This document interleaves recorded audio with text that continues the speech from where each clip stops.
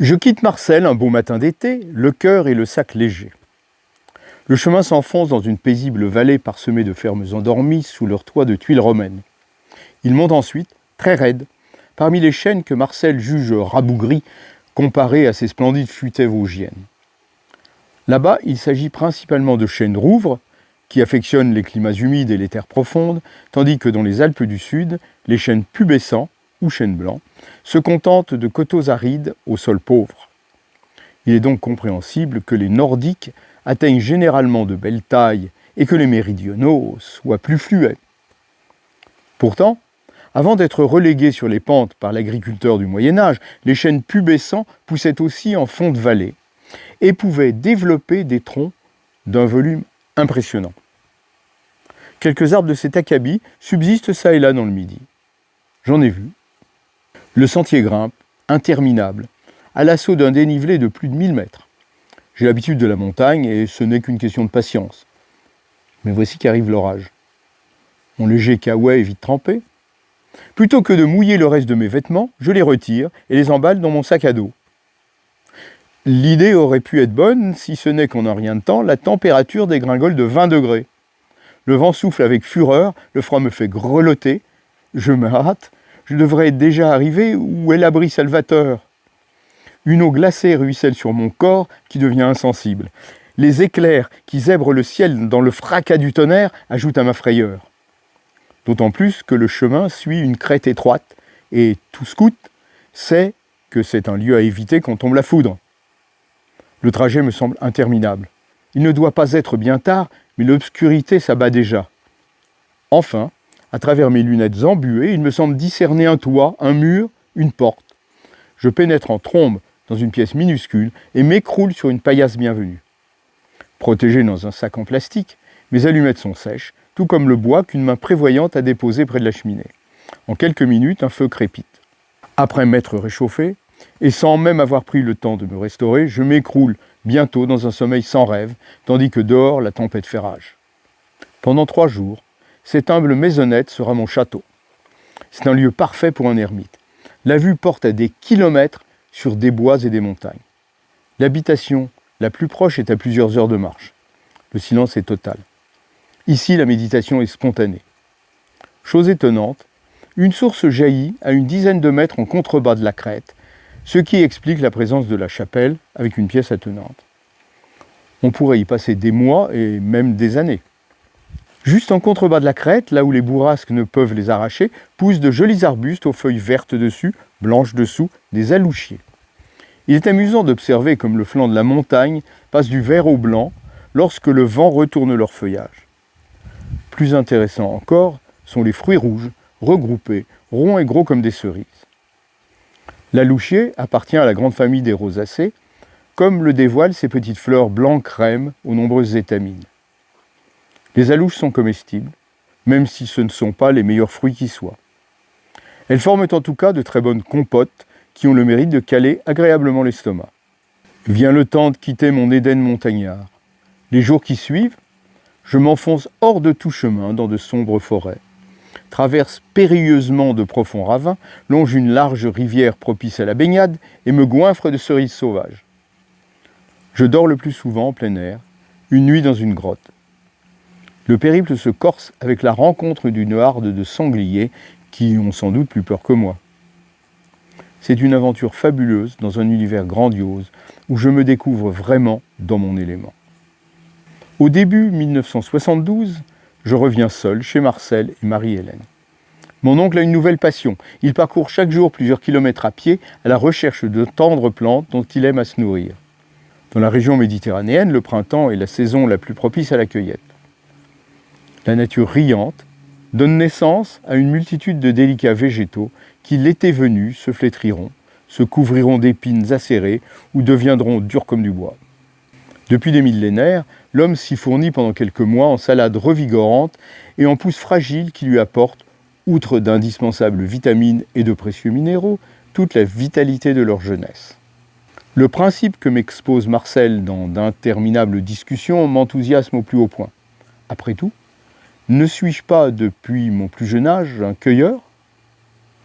même si ces dernières années excessivement urbaines m'ont quelque peu éloigné de mes premières amours, les plantes. Henri Martin m'a permis de m'en rapprocher, mais il n'a exploré que les domaines admirablement complémentaires de la botanique et de la poésie. Les utilisations des végétaux le laissent froid. Il m'a cependant transmis un savoir qui va me permettre de profiter au mieux des leçons de mon oncle. Nous partons chaque matin dans la campagne pour y remplir nos sacs des herbes et des légumes sauvages que nous apprêterons pour le déjeuner ou le dîner. Moment béni. Dans les vignes, au bord de la vallée, poussent les poireaux sauvages qui donnent des soupes exceptionnelles. Mais il faut connaître le lieu de la récolte, car de nombreuses vignes sont traitées, ce qui rendrait toxique le produit de notre cueillette. Me nourrir de la nature m'ouvre les yeux sur le péril pernicieux de la pollution et me sensibilise à ce que l'on commence tout juste à nommer la qualité de l'environnement. Légumes préférés de mon oncle, les poireaux sauvages ressemblent vraiment par l'aspect extérieur aux formes cultivées, si ce n'est qu'ils sont plus fins. Il faut les déterrer pour le voir. Surtout qu'ils possèdent à leur base renflée une multitude de petits bulbilles qui multiplient la plante à l'identique. On parle parfois de poireaux perpétuels. Grâce à cet efficace moyen de reproduction, ils pullulent et nous en profitons pour les manger à toutes les sauces.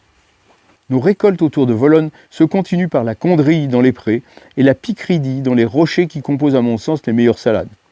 Il est préférable de les ramasser au printemps, lorsqu'elles ne forment encore au sol que des rosettes de feuilles découpées, assez semblables à celles des pissenlits. Elles fleurissent d'ailleurs comme des pissenlits montés sur tige, mais en ce début de printemps, les fleurs sont absentes. On peut cependant céder pour les repérer des tiges sèches de l'année précédente. Leurs feuilles sont croquantes et savoureuses, sans la moindre trace d'amertume, avec un curieux goût salé pour la picridie. Marcel m'initie à la récolte des asperges sauvages, une véritable chasse au trésor. Il faut aller les débusquer dans les haies où elles cachent leur fin turion parmi le fouillis vulnérant des tiges adultes barbelées. À cette masse confuse, rigide, épineuse, il est impossible de deviner les délices que propose cette plante au cours d'une bien brève période printanière. Il n'y a pas de meilleures omelettes que celles qu'on en prépare. Les méridionaux le savent si bien que les asperges sauvages se vendent à prix d'or sur les marchés. Leur saveur est nettement plus marquée que celle des cultivées, mais elle reste en même temps douce et fine. Quand la plupart des autres pousses printanières, apprêtées comme les asperges, sont généralement amères. Nous nous régalons néanmoins des jets de houblon, lianes rugueuses dont les feuilles ressemblent à celles de la vigne, du tamier, aux feuilles luisantes en forme de cœur, également nommé herbe aux femmes battues car sa racine efface les ecchymoses, et dans une moindre mesure, du fragon ou petit houx avant qu'il ne grandisse en un buisson vulnérant. L'après-midi est consacré à de plus longues sorties. Nous montons vers les collines, charmés par le chant des oiseaux, jusqu'à des bergeries perdues qui rappellent à mon oncle sa liberté révolue. Tout en cheminant, nous continuons un débat entamé le matin ou peut-être la veille. Marcel est intarissable et tout l'intéresse. Il est vrai qu'il s'emporte souvent et son expression n'est pas toujours aussi nuancée qu'elle pourrait l'être, surtout lorsqu'il s'embarque dans la politique. Mais il sait aussi écouter, m'écouter. Et c'est quant à moi, sans doute, la chose dont j'ai le plus besoin. Aussi appliquai-je ses conseils.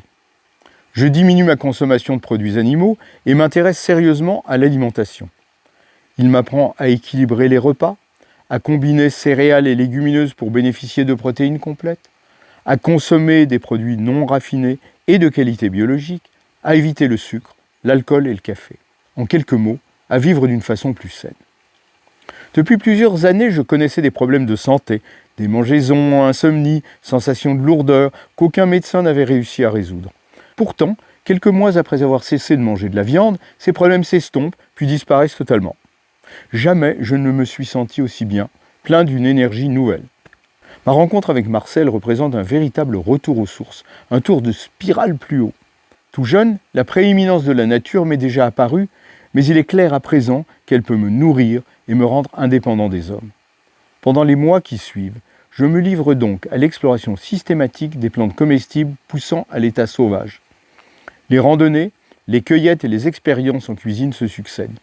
Elles me permettent de découvrir des dizaines de goûts nouveaux et d'en faire profiter mes amis au cours de repas mémorables.